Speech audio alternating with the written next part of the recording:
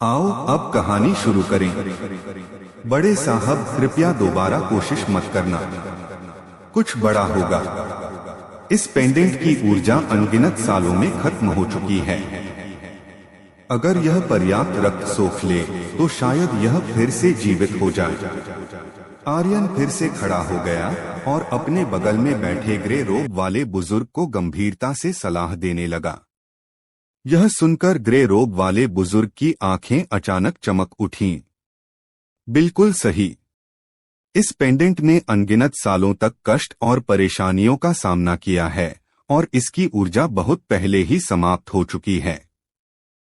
इसे पुनर्जीवित होने के लिए पर्याप्त रक्त की आवश्यकता है और केवल पुनर्जीवित होने के बाद ही यह वास्तव में अपने गुरु को पहचान पाएगा। ग्रे रोब वाले बुजुर्ग बोलते बोलते और भी उत्साहित होते गए। आर्यन के मना करने से उसकी योजना में कोई बाधा नहीं आई, बल्कि इससे वह और भी ज्यादा उत्सुक हो गया। उसके बगल में कुल प्रमुख विराट का मुंह फड़क उठा। उसे पहले ही थोड़ा बहुत अंदाजा हो गया था कि आर्यन क्या करने वाली है। ये बदमाश बिल्कुल सड़ा हुआ है। इसकी हिम्मत कैसे हुई इतनी घटिया सोच के साथ? इसने एक गड्ढा खोदा है और वरिष्ठ के कूदने का इंतजार कर रहा है। ग्रे रोब वाले वरिष्ठ ने फिर से अपनी उंगली आगे बढ़ाई और अपनी उंगलियों से खून की बूंद बूंद पेंडेंट पर टपकने दी। पेंडेंट ने बिना किसी डर के उन सबको सोख लिया। जब खून की 9वीं बूंद गिरी तो आर्यन का पीठ के पीछे का हाथ अचानक हिल गया। पेंडेंट पर सुनहरी रोशनी की एक किरण बही और गायब हो गई। हाँ, पूर्वजों ने मुझे सच में धोखा नहीं दिया। इस पेंडेंट ने प्रतिक्रिया दी है। ग्रे रोब वाले वरिष्ठ खिलखिलाकर हंसे। ऐसा लग रहा था जैसे उन्होंने खुद को देख लिया हो। पेंडेंट को पहचानने के बाद एक कार्प मछली भारी प्रयास और धैर्य से छलांग लगाते हुए और चमकते हुए कार्प की तरह बदल रहे हों। वरिष्ठ कृपया दोबारा कोशिश न करें। आर्यन अभी भी बड़बड़ा रही थी, उसे रोकने की कोशिश कर रही थी। हे, अगर तुम मुझे कोशिश नहीं करने दोगे तो मैं जरूर करूंगा। अगर कुछ हुआ तो मैं सूर्य परिवार का एक प्रतिष्ठित बुजुर्ग जिम्मेदारी उठा सकता हूँ। मुझे रोकने के लिए तुम जैसे किसी युवा बदमाश की जरूरत नहीं है। भूरे वस्त्र पहने बुजुर्ग ने ठंडी सांस ली और पेंडेंट पर खून टपकाना जारी रखा। आर्यन उसके पास एक कड़वे भाव के साथ खड़ा था। उसका चेहरा संघर्ष और उलझन से भरा हुआ था। विराट अवाक रह गया। यह आदमी सचमुच पेशेवर था। वह समझ गया कि यह सब आर्यन की चाल थी। जितना वह उसे रोकता उतना ही यह भूरे वस्त्र वाला बुजुर्ग और भी आश्वस्त होता।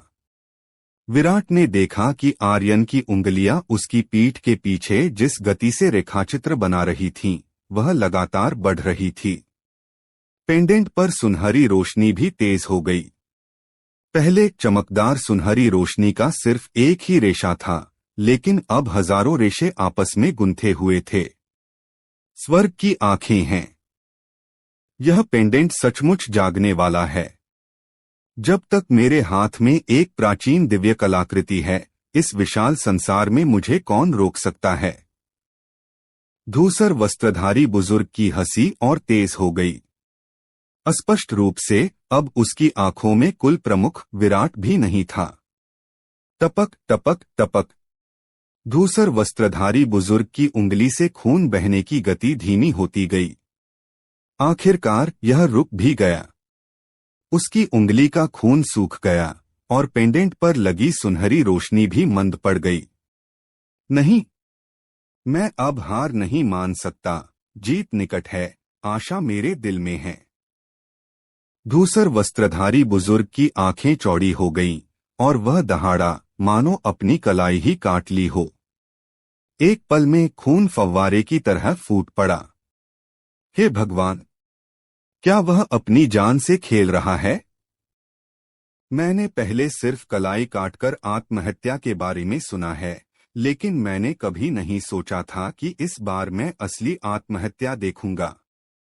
आर्यन की आंखें चौड़ी हो गईं उसे डर था कि कहीं कोई छोटी मोटी बात छूट न जाए। वह बोलता रहा, लगातार बड़बड़ाता रहा, बुजुर्ग कृपया ऐसा न करें। साधकों के लिए प्राणवायु ही आधार है। ज्यादा खून बहाने से तुम्हारा आधार नष्ट हो जाएगा। हम्मा बदमाश, मेरे मामलों में दखल मत दो। धूसर वस्त्र पहने बुजुर्ग ने फिर से ठंडी सांस ली, धार्मिकता से भरा हुआ। कठिनाइयों को सहकर ही कोई श्रेष्ठ व्यक्ति बन सकता है। हम साधकों में दृढ़ इच्छा शक्ति होनी चाहिए। किसी खजाने के लिए कुछ कीमत चुकाने से क्या फर्क पड़ता है। यह सुनकर आर्यन ने बार बार शब्दों को याद किया और अचानक उसे ज्ञान का अनुभव हुआ। बुजुर्ग का चरित्र दृढ़ है, त्याग से नहीं डरता और देने में निडर है। वह सचमुच हमारी पीढ़ी के लिए एक आदर्श हैं, हमारी शिक्षा के योग्य। विराट ने आर्यन को देखा और जितना ज्यादा वह देखता उतना ही उसे लगता कि इस छोटे बदमाश के सिर पर 2 सींग उगने चाहिए। वह सचमुच लोगों को बर्बादी के लिए तैयार कर रहा था। धूसर वस्त्रधारी बुजुर्ग को देखकर विराट की आंखों में दया और भी बढ़ गई। आर्यन की प्रशंसा सुनकर धूसर वस्त्रधारी बुजुर्ग का सिर चकराने लगा। पेंडेंट पर सुनहरी रोशनी और भी तेज हो गई, एक छोटे से सूरज की तरह, थोड़ी चकाचौंध भी। उसका दिल तरह तरह के भ्रमों और आकांक्षाओं से भरा हुआ था, अपने ही खून की कमी से बिल्कुल बेखबर। यह सुनहरी रोशनी थोड़ी काली क्यों है? धूसर वस्त्रधारी बुजुर्ग को अचानक चक्कर आने लगा। उसे चक्कर सा आया और अगले ही पल वह पूरी तरह से एक अंधेरी दुनिया में गिरकर जमीन पर गिर पड़ा। उसकी चेतना चली गई थी। काश मैंने तुमसे कहा होता, इस चीज में राक्षसी गुण हैं। इसे मत छुओ, अगर छुओगे तो पछताओगे। आर्यन ने जमीन से लापरवाही से कहा। वह पेंडेंट वापस लेना चाहती थी। रुको, वृद्ध व्यक्ति ने गुस्से से दहाड़ते हुए आर्यन को रोक दिया। आर्यन चौंक गई और उसे स्थिर नहीं रख पाई। पेंडेंट जमीन पर गिर पड़ा, उसकी सुनहरी रोशनी कुछ मंद पड़ गई। बुजुर्ग, क्या तुम भी कोशिश करने वाले हो? यह चीज अशुभ है और इसमें राक्षसी गुण हैं। अगर तुम कोशिश करोगे तो पछताओगे। आर्यन ने फिर कहा। वृद्ध व्यक्ति ने दुष्टता से कहा, तुम्हें मेरे मामलों की चिंता करने की जरूरत नहीं है।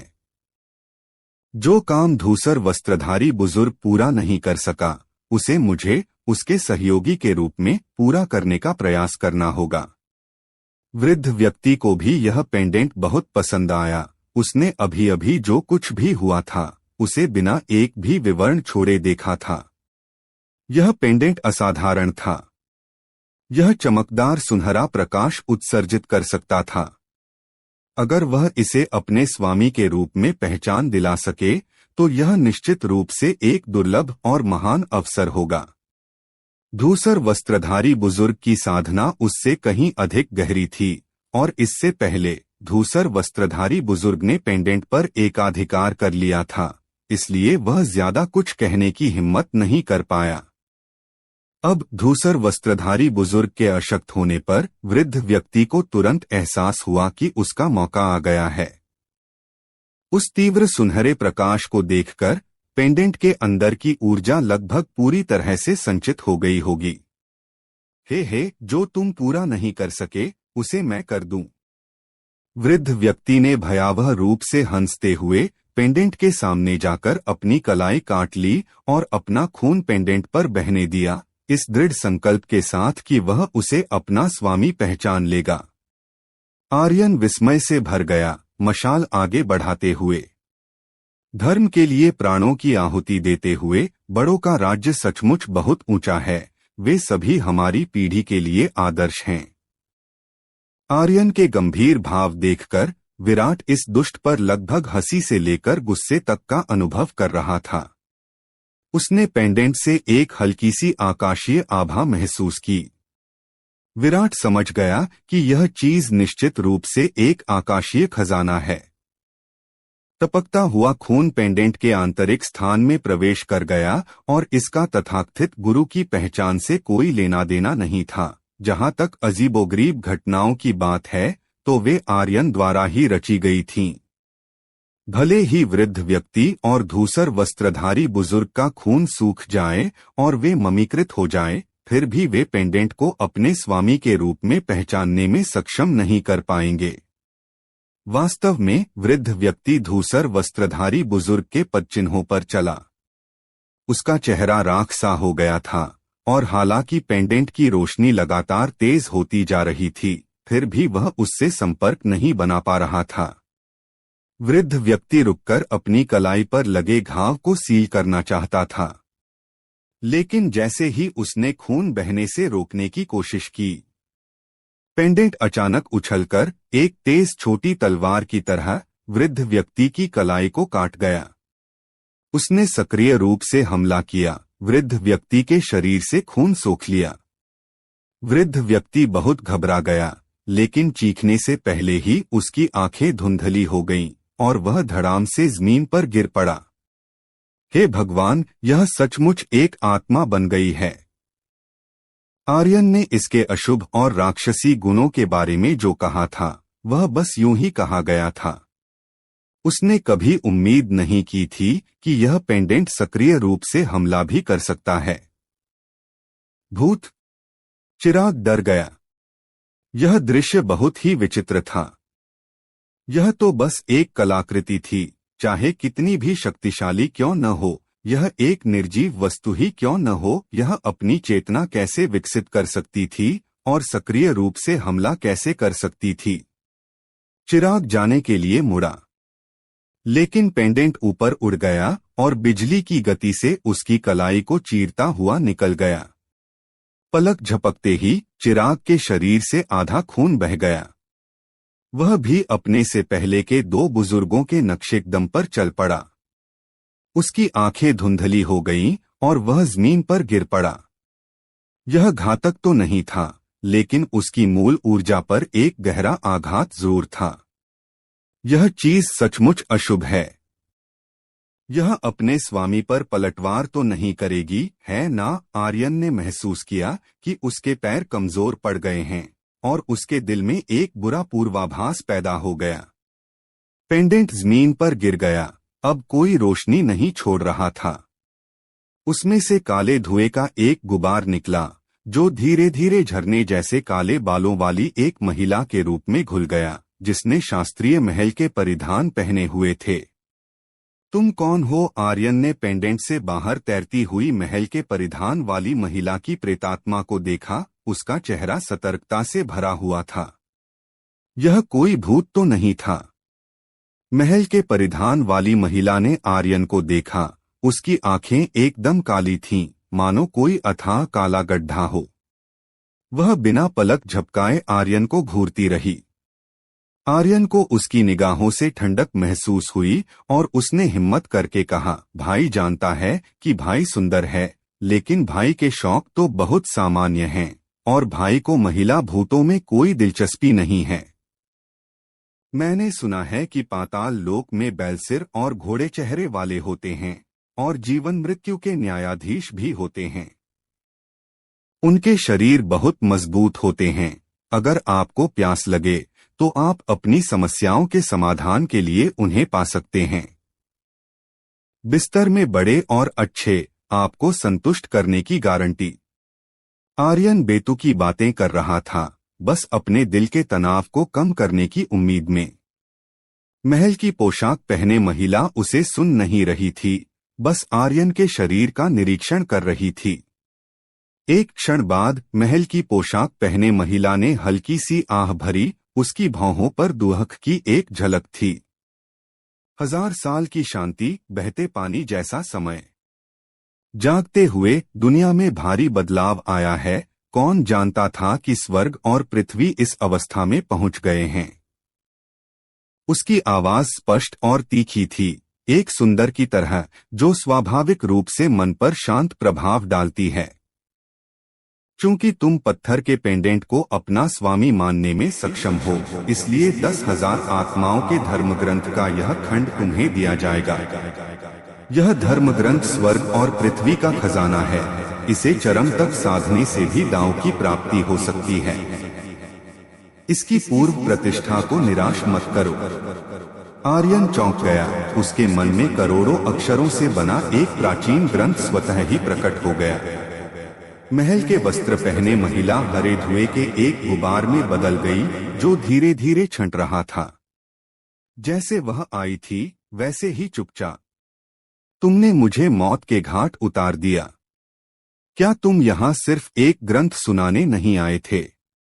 इसे इतना भयानक क्यों बना रहे हो? मुझे तो सचमुच लगा था कि यह कोई भूत प्रेत है। आर्यन ने अपनी छोटी सी छाती थपथपाई, जो अभी भी कांप रही थी। उसने अपना सिर घुमाकर अपने दादा विराट को देखा। नतीजतन विराट वहीं लकड़ी की तरह खड़ा रहा, शायद महल के वस्त्र पहने महिला के प्रकट होने से ठीक पहले जम गया था। आर्यन, अभी क्या हुआ? मुझे थोड़ा चक्कर क्यों आ रहा है, और मुझे अभी जो कुछ हुआ था कुछ भी याद नहीं है। एक क्षण बाद विराट अपने आप जाग गया। अपनी कनपटियां रगड़ रहा था। उसे चक्कर आ रहा था और वह उलझन में था। कुछ नहीं, बस तुम बूढ़े हो गए हो। शायद अब तुम्हारी ऊर्जा उतनी नहीं रही। दादाजी, यह तुम्हारा पोता नहीं बोल रहा है, लेकिन जब कोई बूढ़ा हो जाता है तो उसका खून पहले जितना तेज नहीं रहता, इसलिए कुछ चीजों पर लगाम लगानी पड़ती है। आर्यन ने बहुत गंभीरता से विराट को सलाह दी। विराट ने आंखें चौड़ी की और हाथ उठाया। मैं तुम्हें मार डालूंगा, कमीने, क्या तुम अपने दादाजी से ऐसे बात करते हो? आर्यन हंसा, एक अस्पष्ट बहाना बनाया और पत्थर के पेंडेंट वाली महल की पोशाक वाली महिला वाली बात को अनदेखा कर दिया। ऐसा नहीं था कि वह बताना नहीं चाहता था, लेकिन यह मामला वाकई भयावह था और सूर्य परिवार के समाधान के दायरे से बाहर था। ज्यादा कहने से बूढ़े की चिंताएं और बढ़ जाती। आर्यन में अब भी पितृभक्ति की भावना थी। खांसी खांसी, आर्यन, तुम्हें क्या लगता है इन दोनों बुजुर्गों का मामला हमें कैसे सुलझाना चाहिए? विराट ने जमीन पर एक दूसरे के बगल में पड़ी 3 ममीकृत आकृतियों पर नजर डाली। चिराग तो बस एक शिष्य था, और चाहे वह कितनी भी परेशानी क्यों न करे, कोई बड़ी बात नहीं थी। लेकिन दोनों बुजुर्ग मार्शल सेनापति स्तर के शक्तिशाली व्यक्ति थे, सूर्य परिवार के स्तंभ, और अब वे अत्यधिक रक्तपात से बेहोश थे। इसे आसानी से नजरअंदाज नहीं किया जा सकता था। क्या तुम मुझसे उम्मीद करते हो कि मैं तुम्हारी गंदगी साफ कर दूं? अगर तुम पहले आगे आकर अपने कुल प्रमुख की प्रतिष्ठा का इस्तेमाल करके उन्हें डराते तो क्या मुझे कुछ करने की जरूरत पड़ती? अब जब यह स्थिति है तो तुम्हारी एक निर्विवाद जिम्मेदारी है। आर्यन जिम्मेदारी से बचने और सारा दोष अपने गैर जिम्मेदार दादा पर डालने का इरादा रखता था। ये सब तुम्हारा ही किया था है, मैं तुम्हारी गंदगी क्यों साफ करूं? तुम्हें अपने कामों की जिम्मेदारी खुद लेनी होगी। तुम्हारे पिता ने तुम्हें बचपन में क्या सिखाया था? विराट की खांसी सूख गई। उसे भी लगा कि ये मामला पेचीदा है। असल में वो इस घटना का इस्तेमाल आर्यन को गुस्सा दिलाने और उसे कुछ सबक सिखाने के लिए करना चाहता था, लेकिन इसका उल्टा असर हुआ और ये मौजूदा हालात बन गए। आर्यन बहुत बेपरवाह थी। मुझे नहीं लगता कि इसे सुलझाना मुश्किल है। अगर मुझे इससे निपटना होता तो मुझे लगता है कि उन्हें चुप कराने के लिए उन्हें मार देना ही बेहतर होता। इस पत्थर के पेंडेंट की उत्पत्ति बहुत रहस्यमय है। ये निश्चित रूप से एक अनमोल खजाना है। अगर ये बाहर आ गया तो मुझे डर है कि अनगिनत लोग इसकी ओर आकर्षित होंगे। मैं बहुत डरपोक इंसान हूं और मुझे मुसीबतों से नफरत है। उन्हें चुप कराने के लिए उन्हें मार देना ही सब कुछ खत्म कर देगा। और वैसे भी दादाजी, ये सब आपके कट्टर दुश्मन हैं। इनसे छुटकारा पाना भी आपकी मदद करेगा, है ना? आर्यन ने सहजता से कहा।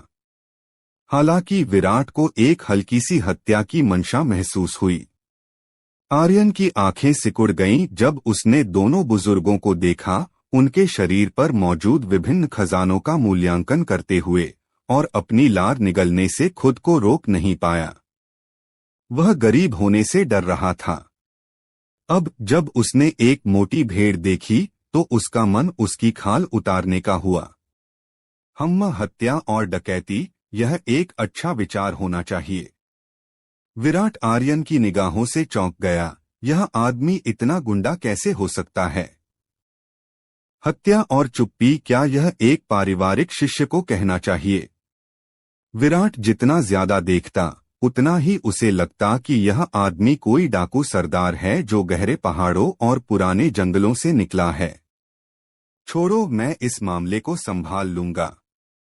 दो बुजुर्गों की बेवजह मौत सूर्य परिवार में कोहराम मचा देगी। हालांकि उनके इरादे नापाक थे, फिर भी वे सूर्य परिवार का हिस्सा हैं। मैं उनकी जान तो बख्श दूंगा, लेकिन उन्हें कड़ी सजा भी दूंगा। उन्हें सूर्य परिवार के नियम समझा दूंगा। विराट ने आखिरकार समझौता कर लिया। उसे पहले से ही अंदाजा था कि अगर यह मामला आर्यन पर छोड़ दिया गया तो जरूर कोई बड़ी घटना घटेगी। जिंदा अपराध टाला जा सकता है, लेकिन मौत का अपराध नहीं। मुझे लगता है कि जो लोग गलतियां करते हैं उन्हें इसकी कीमत चुकानी चाहिए, है ना? आर्यन ने दोनों बुजुर्गों के कपड़ों की जांच की। वे सभी बेशकीमती रेशम के थे और उनकी कमर की थैलियां भरी हुई थीं, जिनमें न जाने कितने पैसे थे। यह अच्छा नहीं है। आर्यन के इरादे देखकर विराट हिचकिचाया। आर्यन ने व्यंग्य किया, अगर उन्होंने अभी अभी उस पेंडेंट को अपना मान लिया होता तो क्या वे उसे मुझे लौटा देते? विराट चुप रहा। वह स्वाभाविक रूप से इन बुजुर्गों के चरित्र को समझता था। अगर उन्होंने सचमुच पेंडेंट हासिल कर लिया होता तो न केवल वे उसे आर्यन को लौटाते, बल्कि भविष्य में प्रतिशोध से बचने के लिए आर्यन को मारने की हर संभव कोशिश करते। आंख के बदले आंख। जो लोग इसमें शामिल होते हैं उन्हें हमेशा कीमत चुकानी पड़ती है। मैं तो बस उन्हें सबक सिखा रहा हूं। आर्यन ने दोनों बुजुर्गों के कपड़े उतार दिए, यह महसूस करते हुए कि उसका काम और भी निपुण होता जा रहा है। जरीदार वस्त्र, रेशमी रुमाल, आर्यन ने एक के बाद एक चीजें लूटीं। एक अभूतपूर्व उपलब्धि का एहसास हुआ। आत्मनिर्भरता। पूर्वजों ने सचमुच मुझे धोखा नहीं दिया। आर्यन ने दोनों बुजुर्गों का सामान रखते हुए विलाप किया। उसने उनका आखिरी अंजीर का पत्ता भी नहीं छोड़ा, क्योंकि उनके जांघिया पर भी शिलालेख खुदे हुए थे। वे जरूर कोई दुर्लभ खजाना रहे होंगे। वे यांग को मजबूत कर सकते थे और सार उत्पन्न कर सकते थे। उनकी सारी संपत्ति में वे निश्चित रूप से सर्वश्रेष्ठ थे। विराट अपने परिवार के दुर्भाग्य पर गहरी आह भरते हुए स्तब्ध रह गया। मेरा यादव पीढ़ियों से वीरों से भरा रहा है, सभी ईमानदार और अडिग। आर्यन जैसा छोटा डाकू कैसे पैदा हुआ? आर्यन संतुष्ट था, और चिराग की बात करें तो उसने भी आसानी से उसके पास से सारी कीमती चीजें ले लीं। दोनों बुजुर्गों और चिराग की वस्तुओं की तुलना करने पर चिराग स्पष्ट रूप से दोनों बुजुर्गों से कहीं ज्यादा जर्जर था। दूसरी दुनिया में भी धन का अंतर होता है। आर्यन ने आ भरी, अपने हाथ पीठ के पीछे रखे और आराम से धर्मग्रंथ मंडप से बाहर चला गया। आर्यन, मेरे खजाने लौटा दो। बुजुर्गों का अपमान करके, आर्यन, मैं तेरे 1000 टुकड़े कर दूंगा। अगले दिन सूर्य परिवार के दीवारमुख वाले कमरे से लगातार तीखी दहाड़े गूंज रही थीं। कुल प्रमुख ने दोनों बुजुर्गों को पारिवारिक शिष्यों पर अत्याचार करने और अवसर की तलाश में षड्यंत्र रचने के लिए दीवारमुख वाली सजा दी। दोनों बुजुर्गों को दीवारमुख वाली सजा देने के कारण के बारे में सूर्य परिवार में तरह तरह की बातें प्रचलित थीं। कुछ लोगों ने कहा कि दोनों बुजुर्गों ने आर्यन के धन का गबन किया, उन्हें कुल प्रमुख ने पकड़ लिया और दीवार मुख वाली सजा दी गई। दूसरों ने कहा कि दोनों बुजुर्ग एक दूसरे पर मोहित थे, उन्हें पौराणिक प्राणी का शौक था, और जब वे बिस्तर पर अंतरंग होने वाले थे तो आर्यन उनसे टकरा गया और उन्होंने उसे चुप कराने की कोशिश की, लेकिन कुल प्रमुख ने यह देख लिया और आर्यन की रक्षा के लिए उसने दोनों बुजुर्गों को दीवारमुख वाली सजा दी। और भी लोगों ने कहा कि दोनों बुजुर्गों ने आर्यन के साथ छेड़छाड़ करने की कोशिश की, लेकिन आर्यन ने उनकी चाय में नशीला पदार्थ मिला दिया, जिससे दोनों बुजुर्ग बेहोश हो गए और अंततः दोनों बुजुर्गों को धर्मग्रंथ मंडप से नग्न अवस्था में बाहर ले जाया गया। वैसे भी किसी को भी इसकी सटीक प्रक्रिया नहीं पता थी, लेकिन उन्हें इतना पता था कि दोनों बुजुर्गों को धर्मग्रंथ मंडप से नग्न अवस्था में बाहर ले जाया गया था।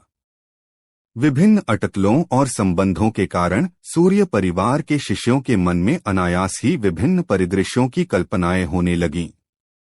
जैसे जैसे ये कहानियां फैलती गईं, कुछ संस्करण और भी अतिरंजित होते गए, लेकिन इन मामलों का अब आर्यन से कोई लेना देना नहीं था।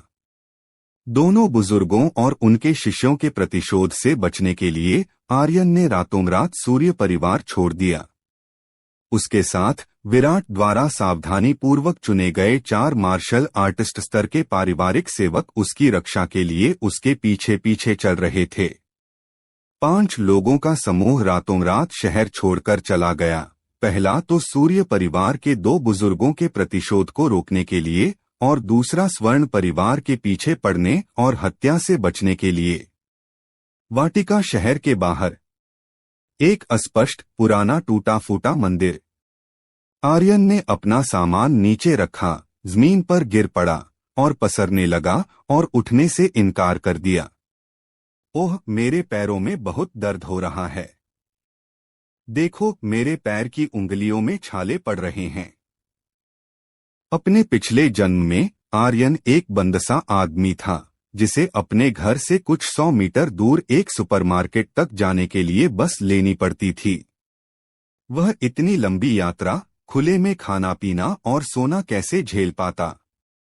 एक सांबले चेहरे वाले अधेड़ उम्र के हट्टे कट्टे आदमी ने ठंडे स्वर में कहा, यह यात्रा लंबी है और इसके लिए दिन रात यात्रा करनी पड़ती है बिना आराम के, वरना यह लंबी हो जाएगी और अप्रत्याशित बदलावों का खतरा रहेगा।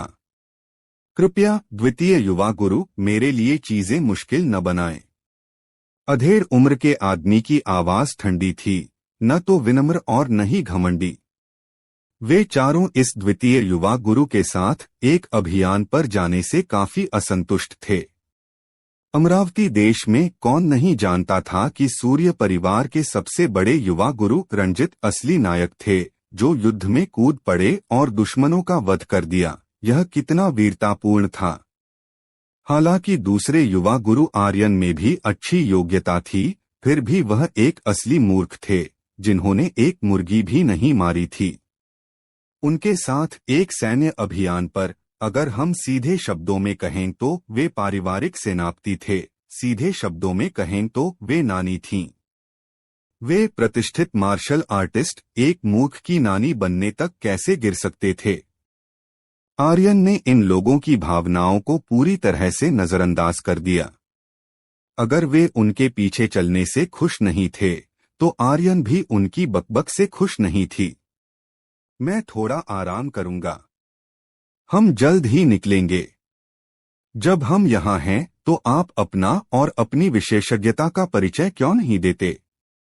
आर्यन ने अपने पैर रगड़े, विषय बदलने और थोड़ा और आराम करने की कोशिश की। चारों मार्शल आर्टिस्टों ने एक एक करके अपना परिचय दिया। भरत मार्शल आर्टिस्ट स्तर, लंबी दूरी की तीरंदाजी में कुशल। शुभम मार्शल आर्टिस्ट स्तर, नजदीकी युद्ध में कुशल।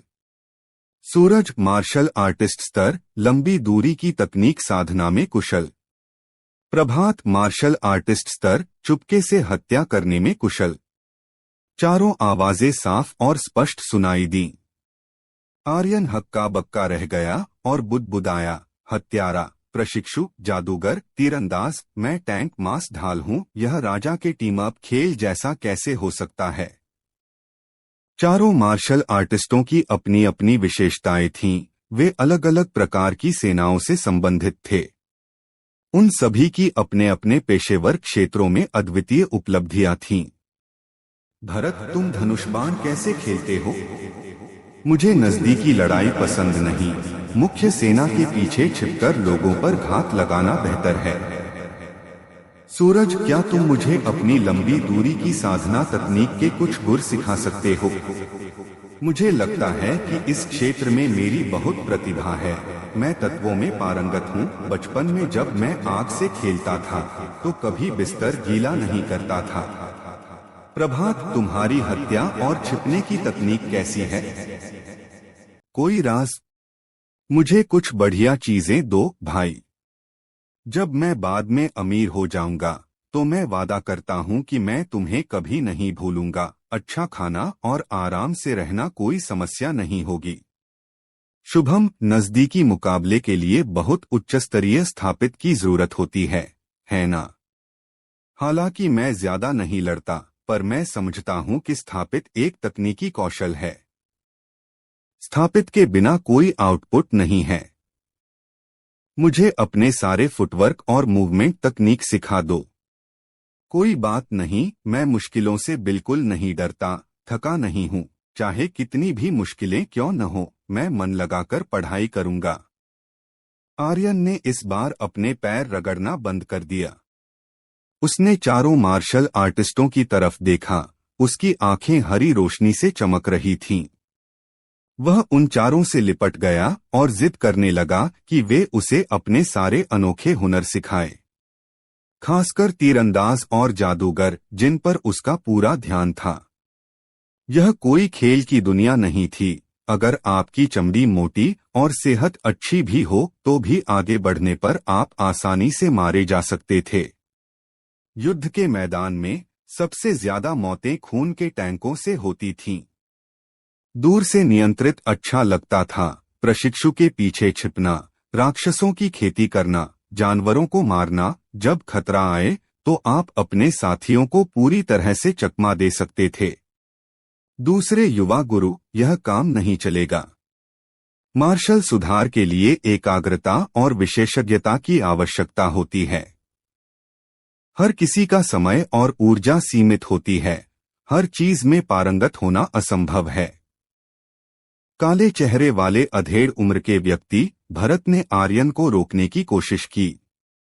किसने सोचा होगा कि यह मीनार जैसा आदमी असल में टीम का धनुर्धर था।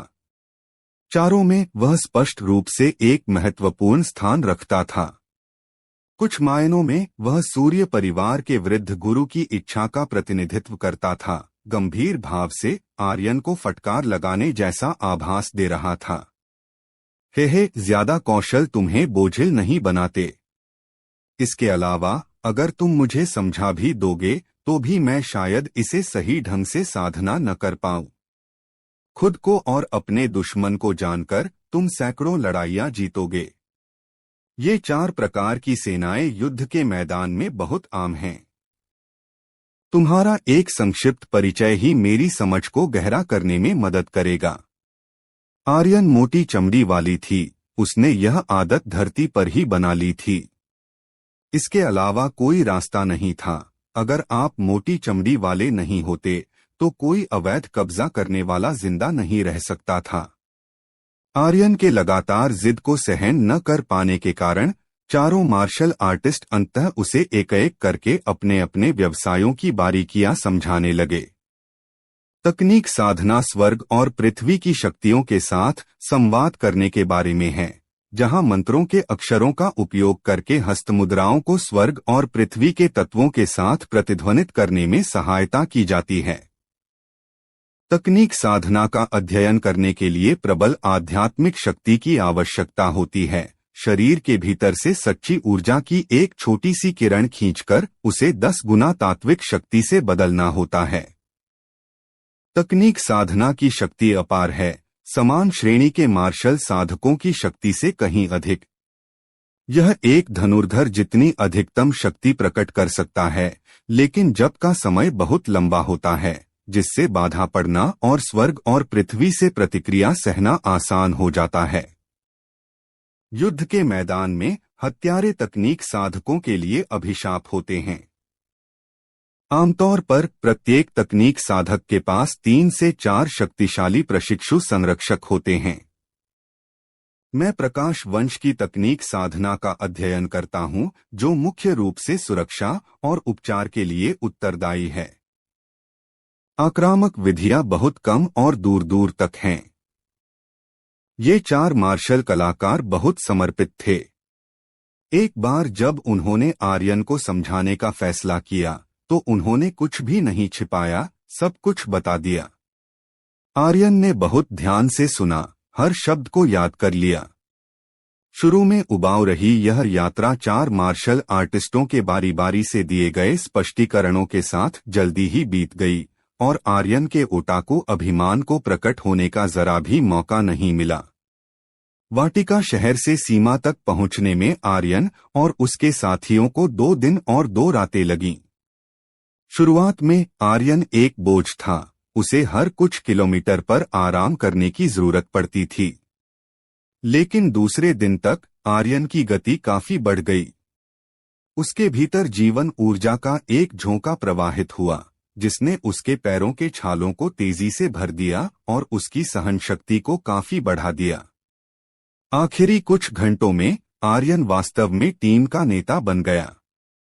उसके पीछे चल रहे सूर्य परिवार के 4 सेनापतियों को भी थोड़ी थकान महसूस हुई। वाह, आखिरकार आ ही गया। मैं थक गया हूं। मैं थक गया हूं। क्या आसपास कोई मसाज पार्लर है? मुझे पैरों की मालिश करवानी है, और अगर कुछ कम प्रतिष्ठित सेवाएं हों तो और भी अच्छा होगा। जब आर्यन अमरावती देश की सीमा पर स्थित राजगिरी शहर पहुंचा, तो वह जमीन पर गिर पड़ा, मानो शहर में घुसते ही वह किसी और ही इंसान में बदल गया हो। दूसरे युवा गुरु, कृपया अपने शिष्टाचार का ध्यान रखें। भरत ने अपने आसपास के लोगों के अजीबोगरीब चेहरे देखकर सूखी खांसी छोड़ी। बिल्कुल नहीं। मैं अब और नहीं चल सकता। मुझे पैरों की मालिश करवानी है। मुझे मालिश करवानी है। मैं सुंदर युवतियों के साथ जीवन के बारे में बात करना चाहता हूँ। आर्यन ने गुस्से में आकर एक बेवकूफ की तरह अपनी आभा बिखेरी। रास्ते में सीखने की उत्सुकता के कारण आर्यन ने भरत के दिल में जो थोड़ी बहुत अच्छी छाप छोड़ी थी, वह तुरंत ही ढह गई, बिना किसी निशान के गायब हो गई और धूल की तरह बिखर गई। सच में मैं कैसे मान सकता था कि एक मूर्ख व्यक्ति एक नया अध्याय शुरू कर सकता है। भरत के माथे पर काली लकीरें पड़ गई थीं। तो फिर तुम क्या चाहते हो? हम थल सेना आर्मी कैंप से बस कुछ 100 मीटर की दूरी पर हैं। द्वितीय युवा गुरु, बस थोड़ी देर और रुको, हम जल्द ही वहां पहुंच जाएंगे। भरत धैर्यपूर्वक आर्यन को प्रोत्साहित करता रहा। नहीं नहीं, मैं अब और नहीं चलना चाहता। तुम मुझे गोद में उठा लो तो कैसा रहेगा? आर्यन की आंखें अचानक चमक उठीं। उसे लगा कि उसे एक अच्छा विचार सूझा है। भरत के माथे पर काली रेखाएं थीं। द्वितीय युवा गुरु, यह मजाक का समय नहीं है। हम यहाँ सूर्य परिवार के चेहरे का प्रतिनिधित्व कर रहे हैं। तो तुम मुझे गोद में उठा लो। जल्दी करो, वरना मैं गुस्से में आकर शहर के द्वार पर जमीन पर लोटपोट हो जाऊंगा और उठूंगा ही नहीं। देखते हैं कौन ज्यादा शर्मनाक है। आर्यन ने अपने बदमाश व्यवहार को पूरी तरह से स्वीकार कर लिया। वह हमेशा से ऐसा व्यक्ति रहा था जो खड़ा रहने या बैठने के बजाय अगर हो सके तो बैठ जाता और अगर हो सके तो लेट जाता। उसे इतनी तकलीफ कैसे झेलनी पड़ी? भरत ने अनिच्छा से समझौता कर लिया। आखिरकार उसके पास एक गाड़ी मंगवाने और आर्यन को उस पर चढ़ाने के अलावा कोई चारा नहीं बचा था, और वे चारों उसके पीछे पीछे चल पड़े। रास्ते में आर्यन ने 3 भुने हुए चिकन लेग पीस भी खरीदे, उन्हें मुंह में ठूंसकर खा लिया। इतने दिनों तक सूखा राशन खाने के बाद उसके मुंह का स्वाद कब का चला गया था। अफसोस की बात है, ये बेहतरीन चिकन लेग पीस रसीले और स्वादिष्ट नहीं बने। अगर इन्हें तेल निकलने तक भूना जा सके और फिर थोड़ा नमक और थोड़ी काली मिर्च डालकर तो ये और भी स्वादिष्ट होते। आर्यन ने खाते हुए जाते हुए कुछ कहा। गाड़ी का कोचवान भरत से बातें कर रहा था। तुम्हारे युवा गुरु वाकई मौजमस्ती करना जानते हैं। वो न सिर्फ खा सकते हैं बल्कि खाना भी बना सकते हैं। अफसोस इंसानी दिल अब पहले जैसे नहीं रहे। अब ऐसे युवा गुरु ज्यादा नहीं रहे। भरत का चेहरा काली रेखाओं से ढका हुआ था। उसने मन ही मन कसम खाई कि कैंप पहुंचते ही वो तबादले के लिए आवेदन करेगा। यह वाकई बहुत शर्मनाक था। उसने कोचवान के लहजे में पूरी तरह से मजाक उड़ाया। सूर्य परिवार के किसी सदस्य को ऐसा तिरस्कार कब सहना पड़ा था। ऐसे युवा गुरु के साथ एक पल भी रुकना उसके लिए बहुत बड़ी पीड़ा जैसा लग रहा था। वाह! आखिरकार थल सेना का पंजीकरण कार्यालय पहुंच गया। आर्यन गाड़ी से उतरी और भरत ने आखिरकार ठंडा पसीना पोंछा। उस कोचवान से बात करना उसके लिए जिंदगी की सबसे बड़ी पीड़ा थी। हालांकि कोचवान ने जीवन का भरपूर आनंद लेने के लिए आर्यन की प्रशंसा की थी, लेकिन ऐसी प्रशंसा सूर्य परिवार के लिए सबसे बड़ा अपमान थी, जो अपनी लौहर्क प्रतिष्ठा के लिए जाना जाता था। एक चिकन लेग पीस चबाते हुए आर्यन थल सेना के पंजीकरण कार्यालय पहुंचा।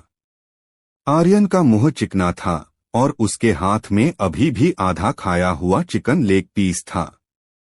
रुको! पंजीकरण कार्यालय में 2 पहरेदारों ने आर्यन को रोक दिया। उनमें से प्रत्येक के चेहरे पर गंभीरता थी, उनके व्यवहार में सावधानी थी। क्या? अंदर आने की अनुमति नहीं है। आर्यन का चेहरा काला पड़ गया। वह स्वर्ण परिवार का मुकाबला नहीं कर सकता था, इसलिए उसने इसे स्वीकार कर लिया। शाही दरबार में उनके संबंध और पैसा था, यहाँ तक कि सूर्य परिवार को भी सिर झुकाना पड़ा। ये दोनों छोटे बच्चे किस तरह के नामुराद थे। इस मालिक को रोकने की उनकी हिम्मत कैसे हुई।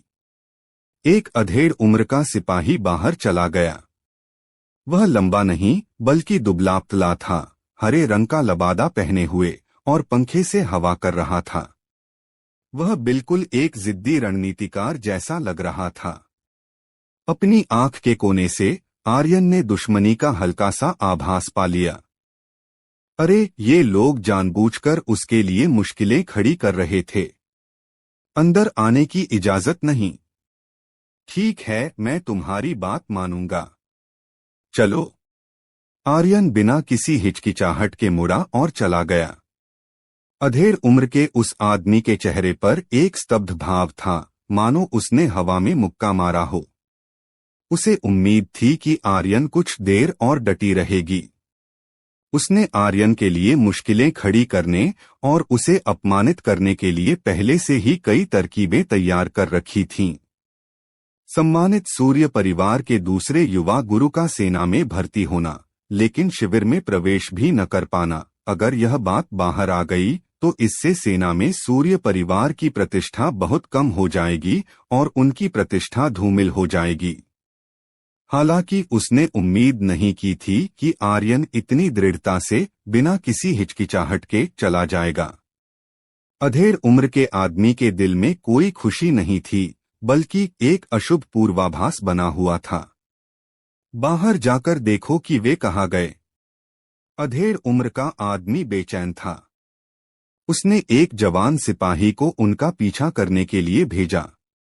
3 सांसों से भी कम समय में सिपाही वापस लौटा। सूचना दे रहा हूं, लॉर्ड विरांश, वे पंजीकरण कार्यालय के प्रवेश द्वार पर रुके हुए हैं और नहीं जाएंगे।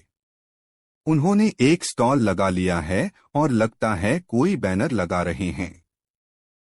नहीं जाएंगे? अधेड़ उम्र के आदमी विरांश ने भौहें चढ़ाई। अब वह कौन सी चाल चल रहा था? विरांश की बेचैनी तुरंत और बढ़ गई। उसने प्रवेश द्वार तक पहुंचने के लिए एक बार में 2 कदम उठाए।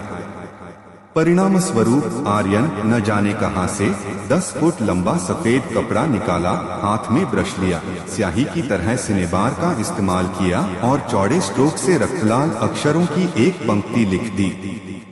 थल सेना, नीतियां अस्पष्ट, नए लोगों को धमकाना, भर्ती का विरोध।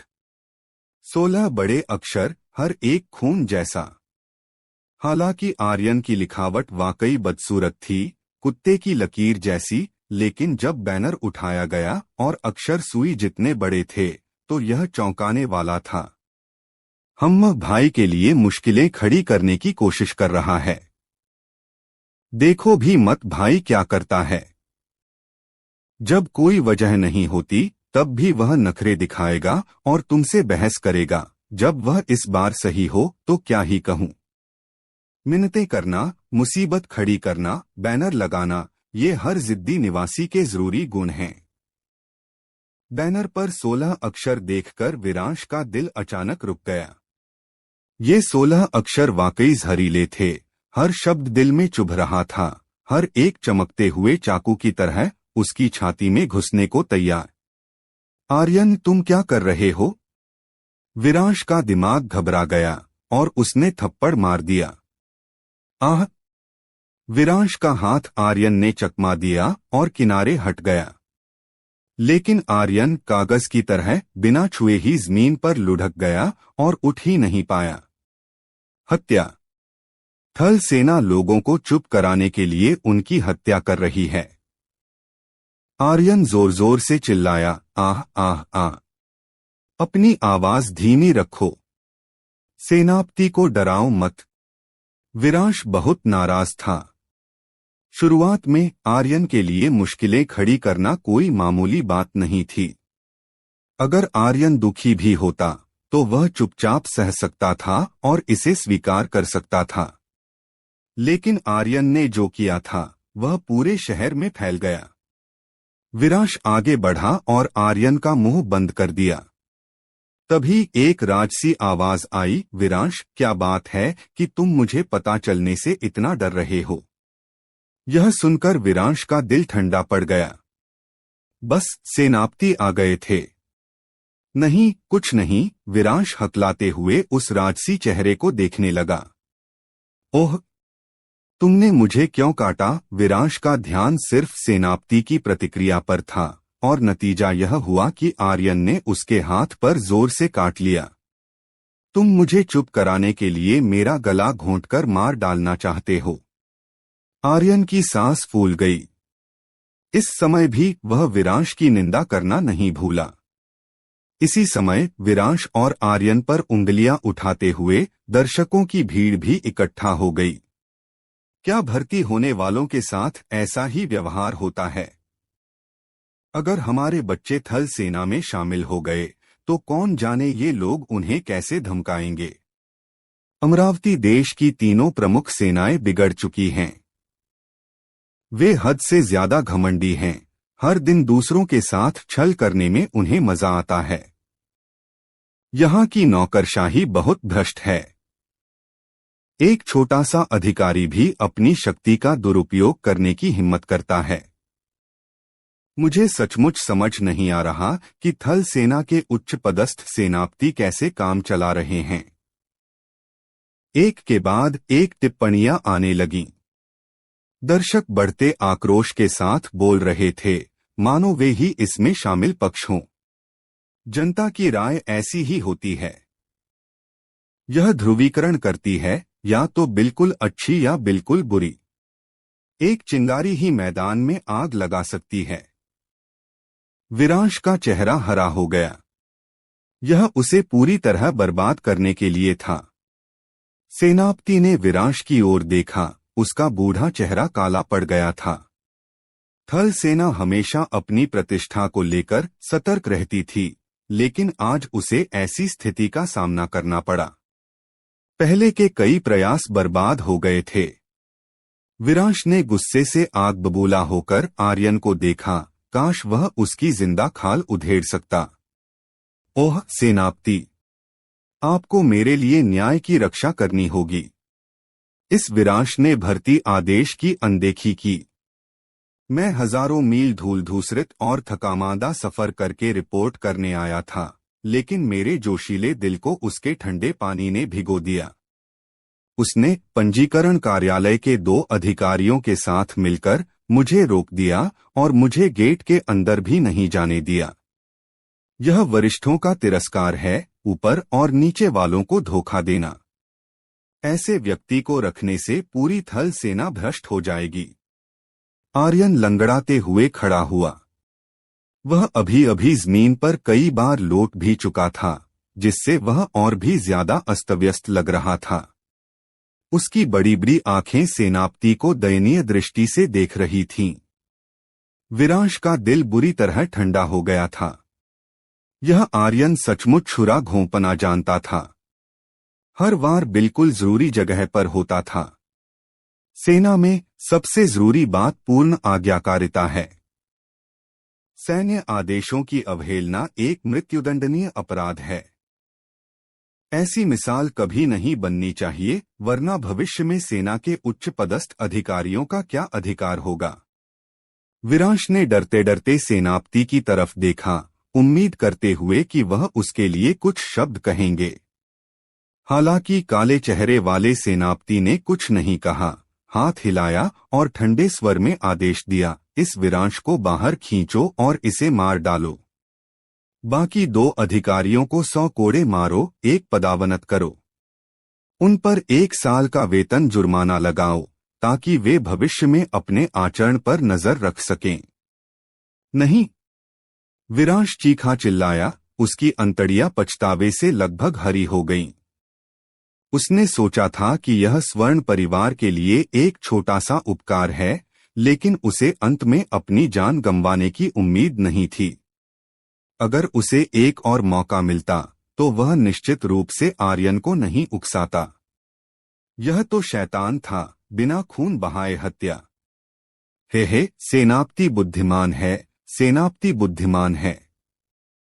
आर्यन की नजरें इधर उधर घूम गईं, यह देखकर कि उसका लक्ष्य पूरा हो गया था। उसने अपना सारा सामान समेट लिया, बैनर, ब्रश, सिनबर, सब कुछ अपनी थैली में ठूंस लिया। काले चेहरे वाले सेनापति का मुंह बिचक गया। ऐसे अभ्यासी काम देखकर उसने अंदाजा लगाया कि यह जरूर कोई पुराना हाथ है। स्वर्ण परिवार और सूर्य परिवार के बीच का संघर्ष दरअसल पूरे अमरावती देश में मशहूर था।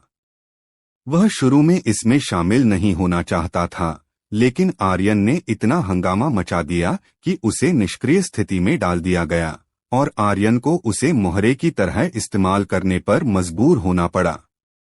कहना ही होगा, यह आर्यन वाकई एक चतुर इंसान था, जिसने बिना खून बहाए एक खतरनाक स्थिति को सुलझा लिया। शुरू में स्वर्ण परिवार आर्यन को कड़ी टक्कर देने की तैयारी कर रहा था, लेकिन आर्यन के हंगामे ने मामला पलट दिया और स्वर्ण परिवार को अपनी ही दवा का स्वाद चखा दिया। हालांकि काले चेहरे वाले सेनापति को मोहरे की तरह इस्तेमाल किया जाना पसंद नहीं था। हालांकि उसने विरांश से निपटा था, लेकिन आर्यन भी उसे पसंद नहीं था। आर्यन, क्या तुम यहाँ सेना में भर्ती होने नहीं आए हो? तो मुझे अपनी क्षमताएं दिखाओ। सूर्य परिवार ने तुम्हें कितना कुछ सिखाया है। काले चेहरे वाले सेनापति ने दोनों पक्षों को बराबर सजा देने का फैसला किया। वह आर्यन को सबके सामने शर्मिंदा करना चाहता था, उसे यह समझाना चाहता था कि उसका शोषण इतनी आसानी से नहीं किया जा सकता। सेनापति, यह बिल्कुल ठीक नहीं लग रहा। आर्यन छटपटा गया, बाएं दाएं देखता हुआ धीरे से मना कर दिया। अब वह शर्मिंदा है।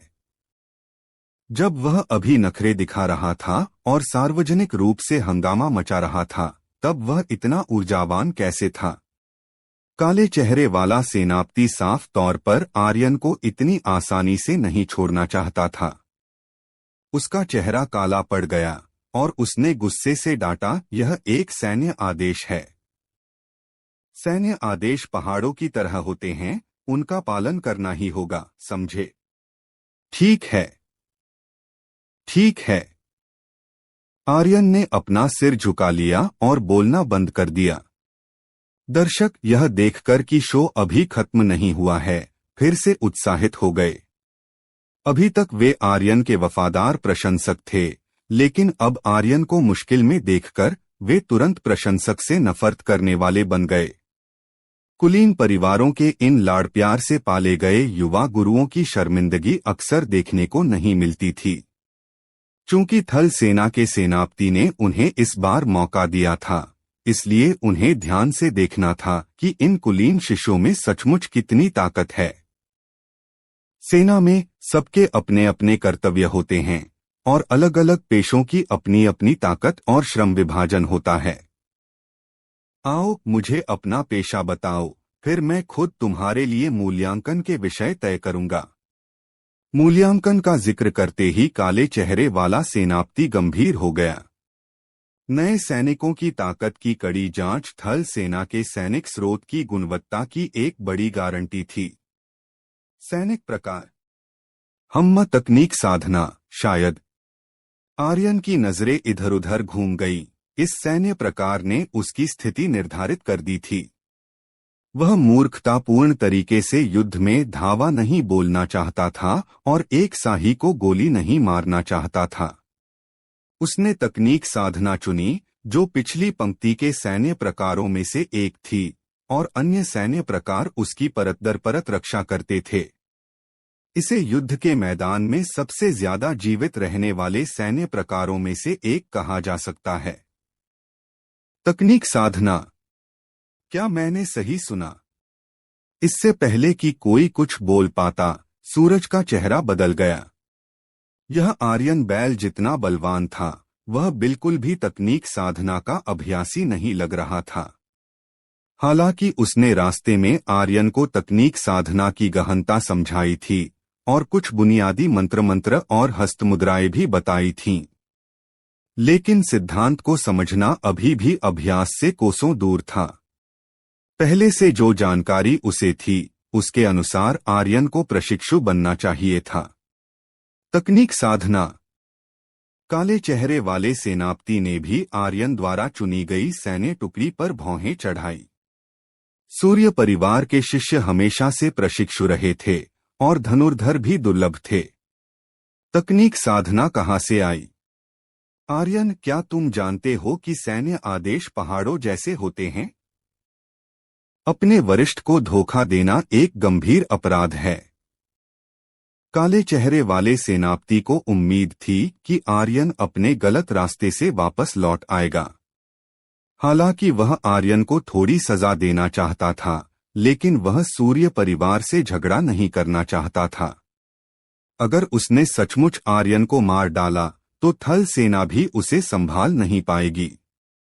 आर्यन ने अत्यंत निश्चितता और दृढ़ता से सिर हिलाया और कहा, हाँ, मैं एक तकनीक साधना साधक हूँ और मैं प्रकाश वंश का एक तकनीक साधना साधक भी हूँ। आर्यन की अत्यंत दृढ़ निगाहें देखकर काले चेहरे वाला सेनापति अभी भी अनिर्णित रहा। सूर्य परिवार के वंश में तकनीक साधना की प्रतिभा नहीं होनी चाहिए, लेकिन यह लड़का इतना दृढ़ था। क्या ऐसा हो सकता है कि उसमें सचमुच कोई दांव हो? ठीक है। चूंकि तुम कहते हो कि तुम एक तकनीक साधना साधक हो, तो सबको एक छोटा सा मंत्र दिखाओ। अगर तुम सहजता से कोई मंत्र डाल सको, तो मैं तुम्हारी पहचान एक तकनीक साधना साधक के रूप में स्वीकार कर लूंगा। काले चेहरे वाले सेनापति ने कहा। आर्यन ने उत्साह से कहा, ठीक है। मंत्र का जाप करने का निर्णय लेने के बाद आर्यन का चेहरा गंभीर हो गया और उसने मूल मंत्र प्रकाश वृत्त के लिए मंत्र बुदबुदाया। उसका मार्गदर्शन टिमटिमाता, चुस्त और विविधतापूर्ण था। अगर कोई उसे देखे तो वह सचमुच एक सच्चे तकनीक साधना साधक जैसा प्रतीत होता था। सूरज, क्या द्वितीय युवा गुरु सचमुच मंत्र जानते हैं? न केवल दर्शक, बल्कि भरत, जिसे आर्यन को अच्छी तरह से जानना चाहिए था, भी प्राप्त जानकारी की सटीकता पर संदेह करने लगा। सूरज का चेहरा काला पड़ गया। बिल्कुल नहीं। उसने मंत्र भी ठीक से नहीं पढ़ा। एक वाक्य कुल 69 अक्षर, उसने 8 गलत लिखे। ठीक इसी समय आर्यन के हाथ के इशारे अचानक रुक गए और आखिरी अक्षर अचानक समाप्त हो गया। उसके हाथों में पिंग-पोंग बॉल के आकार का एक सफेद प्रकाश गोला उभरा। दूधिया सफेद रोशनी अविश्वसनीय रूप से कोमल थी, जिससे लोगों को बेहद सुकून मिला। अरे वाह, यह भी काम करता है। सूरज दंग रह गया। उसका चेहरा ऐसा लग रहा था जैसे उसने कुत्ते का मल खा लिया हो। प्रक्रिया गलत थी, लेकिन नतीजा कोई समस्या नहीं थी। यह निश्चित रूप से सबसे प्रामाणिक प्रकाश गोला था। रोशनी कोमल थी और यह न केवल रोशनी दे सकती थी, बल्कि चिंता और कई नकारात्मक भावनाओं को भी दूर कर सकती थी। उज्ज्वल। आर्यन का प्रदर्शन अभी खत्म नहीं हुआ था। उसकी हथेली धीरे से उठी। प्रकाश गोला तुरंत उसके सिर के ऊपर उठ गया। एक धमाके के साथ रोशनी फूट पड़ी। जैसे कोई छोटा सूरज आसमान में उग रहा हो, तेज रोशनी चकाचौंध कर रही थी, जिससे लोग तुरंत ही स्तब्ध रह गए। क्या हो रहा है? प्रकाश गोले का ऐसा असर होता है। मुझे क्यों नहीं पता था? सूरज के चेहरे पर क्या बकवास है वाला भाव था। वह हमेशा खुद को तकनीक साधना का विशेषज्ञ मानता था, लेकिन जब उसकी मुलाकात आर्यन से हुई तो उसकी तथाकथित सामान्य बुद्धि पर तमाचा पड़ गया। सेनापति, क्या इतना काफी है? रोशनी गायब हो गई। आर्यन ने काले चेहरे वाले सेनापति को थोड़ी शर्म से देखा। काले चेहरे वाले सेनापति के चेहरे पर भी क्या बकवास है वाला भाव था। उसका असली इरादा आर्यन का अपमान करना था, लेकिन उसे उम्मीद नहीं थी कि इसका उल्टा असर होगा। प्रशंसा भरी आंखों से आर्यन को देखा। इस लोक पर सबसे साधारण प्रकाश मंत्र का प्रयोग करना भी अविश्वसनीय रूप से अद्भुत था। और आर्यन के चेहरे पर अब भी वही शर्मीला भाव था। काले चेहरे वाले सेनापति की नजरों में यह भाव दिखावे का सबसे कमजोर रूप था। बच्चे, तुम्हें लगता है कि तुम अच्छे हो? क्या मैं एक सेनापति तुम जैसे छोटे से बदमाश से निपट भी नहीं सकता? काले चेहरे वाले सेनापति को आर्यन की नजरों से उकसावे का एहसास हुआ। अगर उसने आज आर्यन का अपमान न किया होता तो वह कभी हार नहीं मानता। अभी अभी प्रकाश गोलाकार बिंदु का इस्तेमाल वाकई बहुत अच्छा किया गया था। हालांकि यह तरीका आकर्षक जरूर है, लेकिन व्यावहारिक नहीं। सेना में यह ज्यादा उपयोगी नहीं है। जहां तक मुझे पता है, लाइट वंश की सबसे खास विधि उपचार होनी चाहिए। मुझे आश्चर्य है कि तुम्हारी उपचार विधि कैसी है? काले चेहरे वाले सेनापति ने बनावटी मुस्कान के साथ पूछा। यह प्रकाश गोलाकार बिंदु, आर्यन, इसे आकर्षक बना सकती है, लेकिन मुझे नहीं लगता कि तुम एक साधारण उपचार मंत्र को असाधारण बना सकती हो। यह थोड़ा मुश्किल लग रहा है। आर्यन फिर से उसी शर्मीली अवस्था में आ गई, बेचैन हो रही थी और देर करना चाहती थी। सैन्य आदेश पहाड़ों जैसे होते हैं। क्या आर्यन, तुम आदेशों की अवहेलना करना चाहती हो? काले चेहरे वाले सेनापति ने ठंडी खर्राटे लिए। आर्यन के राजी होने का इंतजार किए बिना उसने किसी को एक पिंजरा लाने का आदेश दिया। पिंजरे के अंदर एक छोटा सा खरगोश था। इस खरगोश को तब तक मारो जब तक यह बुरी तरह घायल न हो जाए, फिर इसे ठीक कर दो। काले चेहरे वाला सेनापति अब आर्यन के पेशेवर कौशल का सिर्फ आकलन नहीं कर रहा था, बल्कि उसके दिल में एक रंजिश थी। वह चाहता था कि आर्यन का मान गिर जाए, ताकि आर्यन चमक न सके। वरना अगर आर्यन बाद में सैन्य शिविर में घुस जाता तो वह उसे कैसे नियंत्रित कर पाता? हाँ। खरगोश लाने वाले सैनिक ने पिंजरा खोला और खरगोश को बेतहाशा लात मारी। बेचारा छोटा खरगोश, जो पहले पिंजरे में खुशी से खेल रहा था, काले चेहरे वाले सेनापति के सैनिक ने उसे तब तक लात मारी जब तक उसकी नसें और हड्डियां टूट नहीं गईं, और वह अपनी आखिरी सांसें गिन रहा था। लो, इसे ठीक कर दो।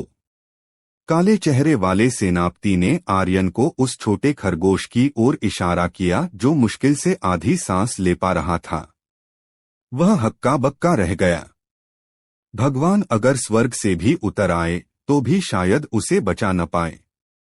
यह लोगों के लिए थोड़ा मुश्किल है। एक अच्छे खासे खरगोश को उन्होंने इस तरह लात मारकर अपाहिज बना दिया।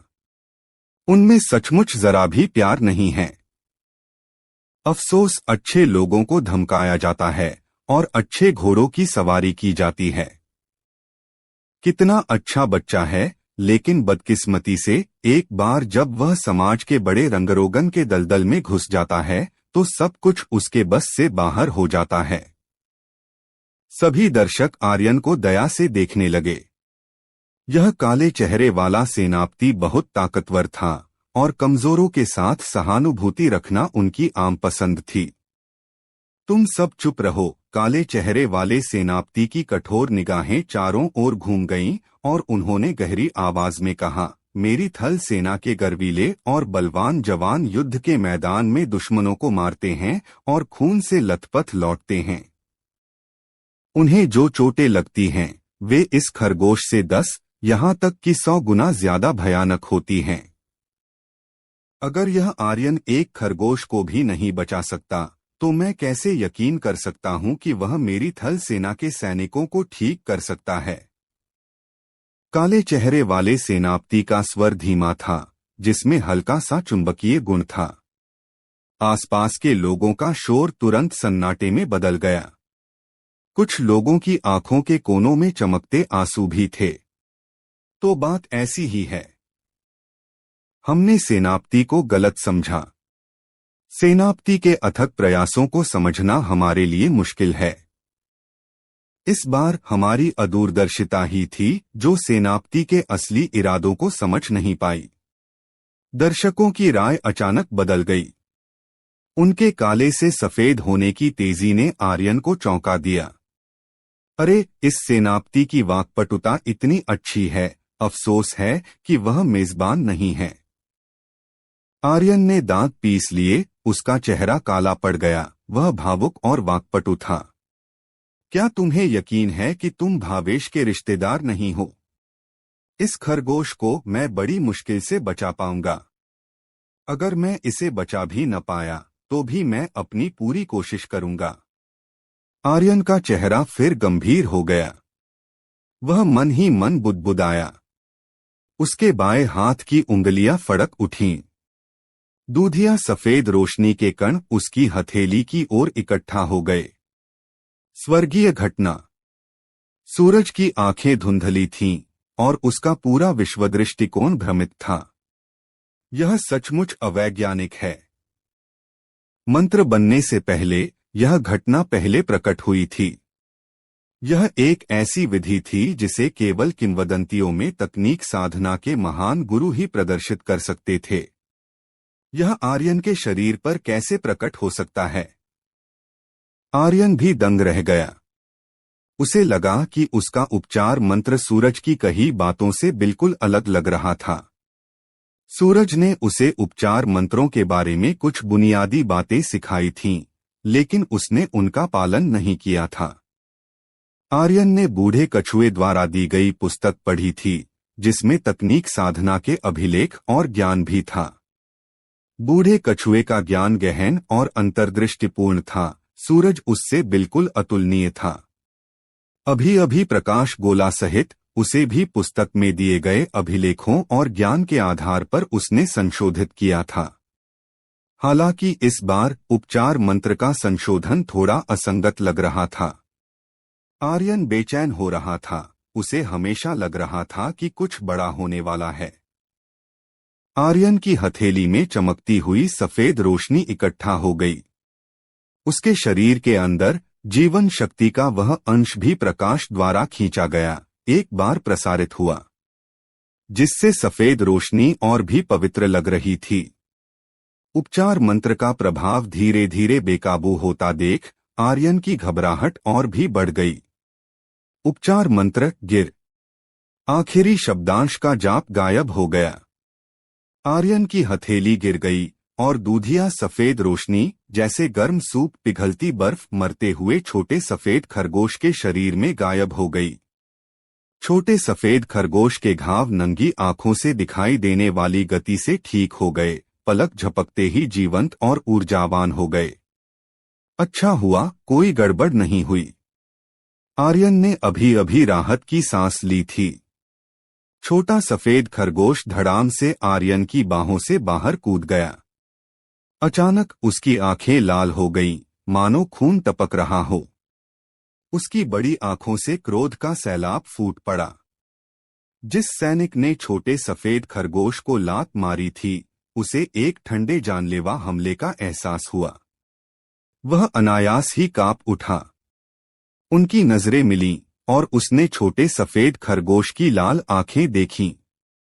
उफ, हाल ही में मेरी नींद और भी खराब होती जा रही है। मुझे तो हाल ही में मतिभ्रम भी हो रहा है। एक छोटे खरगोश की आंखों में हत्या का इरादा कैसे हो सकता है? उस प्रशिक्षु ने खुद को दिलासा दिया।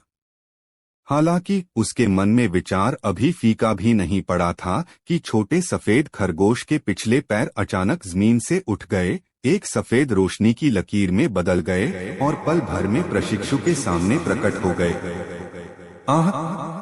खरगोश के दो लंबे दांत तेज खंजर की तरह चुभ गए।